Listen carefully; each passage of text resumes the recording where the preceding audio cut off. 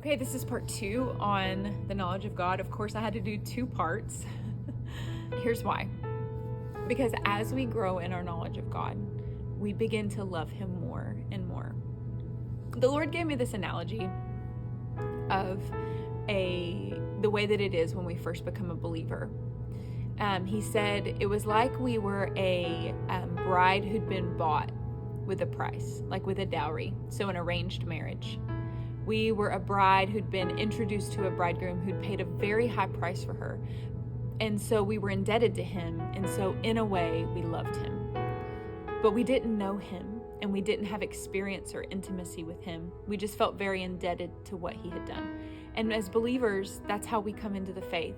We feel very indebted that God gave his son for us, and that God loved us even though we were sinners and we turned our back against God. And so we feel indebted to God. And so in that way, we make a choice to love him. But our love is very young, and it's not very solid yet. And so in Ephesians chapter 3, this is another apostolic prayer that we pray often. Paul prays that they would be rooted and grounded in love, that the believers would grow in their experience of God's love, and they would do it together. Now, growing in the knowledge of God is how we grow in love for God. And what do I mean by that?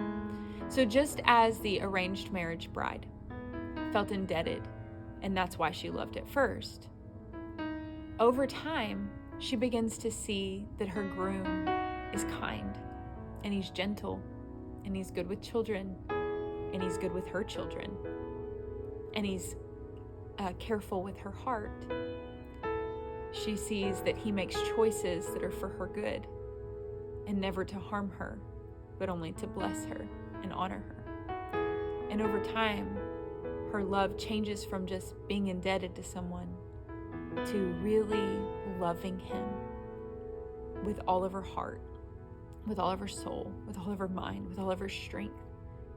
And as she begins to grow in her knowledge of him, her love for him begins to grow more and more and more and more, until one day she wakes up and realizes, I would do anything for him. I would give anything for him.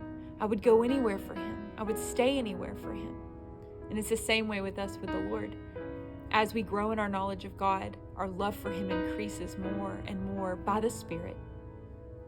And we will give him anything and everything, all of our hours, all of our days, all of our time, our finances. One of my favorite quotes is by Richard Wurmbrand. He was a prisoner in Romania for preaching the gospel. He was a pastor, and he wrote the book Tortured for Christ. And after he got out of prison, he came to the Americas to tell his story. And he was interviewed, and one of the interviewers asked him, how did you endure such torture and such beatings day after day, and all the brainwashing that the communists tried to do? And he looked at him and he said, what would a loving bride not do for her loving bridegroom? And that has stuck with me over all these years. And it's so true. And it's what God is after. He's after lovesick lovers. He's after ones who don't just obey him because it's the right thing to do. He's looking for those who obey him because they love him so deeply that they would never dream of not obeying him. They would never dream of doing anything that hurts his heart. And so that is why growing in the knowledge of God is such a core value to Throne Room House of Prayer, because we want to keep the first commandment in first place. And it is one of the most practical ways to do that by the Spirit.